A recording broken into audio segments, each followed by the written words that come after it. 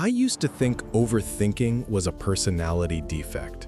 I believed it meant I was careful, thorough, maybe even smart. But after years of getting stuck in my head, I learned it was a habit, not a trait. That realization came the day I learned a very small rule that changed everything. 5 minutes. That was it. 5 minutes of doing, not planning. 5 minutes to start. Not 5 hours of motivation, not a perfect plan, just 5 minutes. You would be surprised how quietly powerful that small decision is. It turns the tide between paralysis and progress. The first thing most people do when they feel stuck is research. They read, they make long lists, they design perfect systems that never get used. That pattern gave me the illusion of motion without movement. I felt busy while accomplishing nothing. Then one morning, fed up with journaling and planning and still not moving, I decided to try something different. I set a timer for 5 minutes and said out loud, I will try this for 5 minutes and no longer.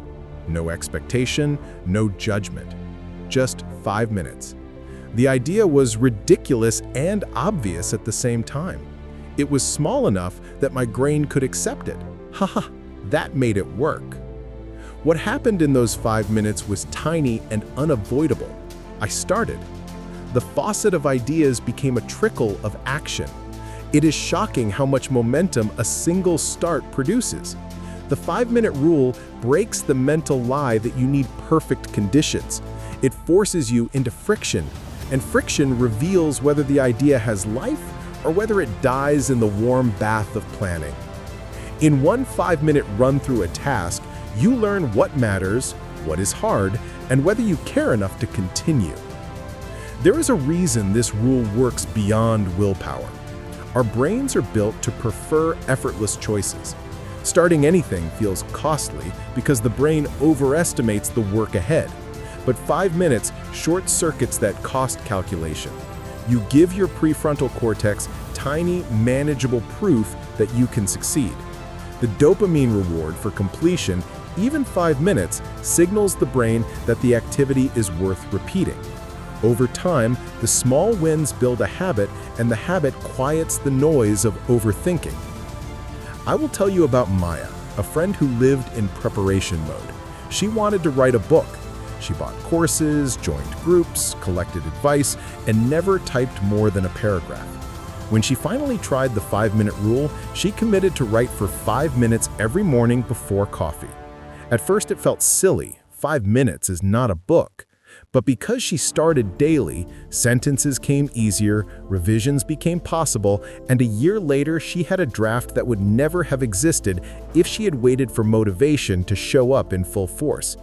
The lesson is not talent, the lesson is initiation. The method is simple and practical, and it scales. Step 1.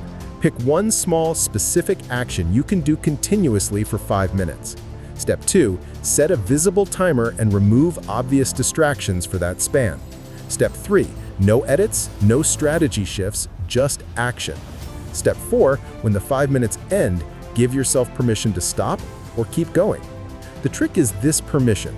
If the goal is only 5 minutes, the pressure drops. If you feel engaged, you naturally continue. If not, you stop without self-flagellation and try a different small action the next day. There are ways to make the rule even more bulletproof. Anchor the 5 minutes to an existing habit. Do it after brushing your teeth or after you sit down with your morning coffee. This habit stacking makes the 5-minute start automatic. Second, keep the task ridiculously specific. Not write a book, draft 150 words. Not learn guitar, practice the first chord for 5 minutes. The narrower the ask, the lower the friction. Third, publicly declare the 5-minute commitment to one person or in a comment below. Public accountability almost always adds enough weight to make you show up. You might think this sounds like a trick for small things. It is not. 5 minutes repairs the decision inertia behind big goals. It helps you escape the paralysis of perfection. Over months, those 5-minute micro practices compound. Small daily action beats occasional heroic efforts. The math is simple. Consistency compounds, and consistency is built out of tiny moments you can actually do. There will be days when 5 minutes seems impossible. That is when the rule becomes a mirror. If even 5 minutes is a stretch, you have to examine the reason. Maybe you're exhausted, maybe the project is misaligned with your deeper values, or maybe you need rest rather than productivity. The 5-minute experiment gives evidence. It forces an honest test. Do you want this, or are you addicted to looking busy? That clarity alone is valuable. After months of practice, I noticed a quiet thing that matters. My internal critic got quieter. Beginning turned less like a threat and more like a routine. My default shifted from analysis paralysis to gentle initiation. I wrote more, moved more, fixed issues faster, and had real evidence that progress happens when you start. You don't need more resolve. You need a smaller starting gate.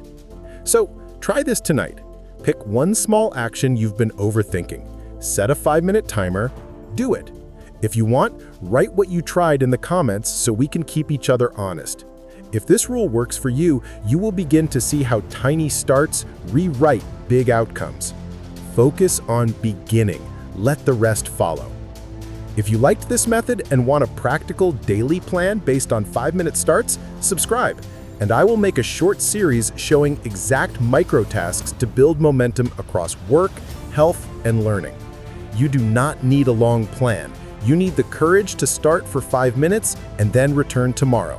One small start can quiet the noise in your head and change the whole story.